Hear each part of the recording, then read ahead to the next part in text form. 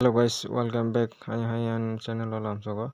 So something nalene day 4 wo profit dangka loss dangka. So let's see position thangane. Position thangka yang tini loss ka. Besang kangka 431.25 paisa. So tangi loss ka mong ka ang pulia trade khaimani abo bank nifty 50,000 call namani abo aro 200 profit ka pongono.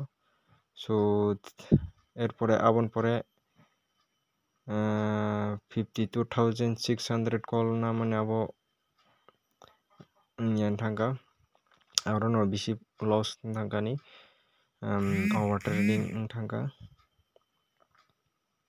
Point থাকাকে বিভিন্ন 40 point এবাব গ point থাকা 330 পাইমানি stop loss রনা সুদে মালে stop রকা 40 point stop loss রমানি মুসুগো ওনকা Puila fungo paiba kaito omo market fungnisim hawi malia so orong kaito ado 10 taka 13 taka point dong mamoni 13 point dong so abon pore te bisa trade kayani loss thanga ajagao so over trade thanga tini so let's see next dina tamnai so tini baja suno তখন আমি channel subscribe করে subscribe করে দিই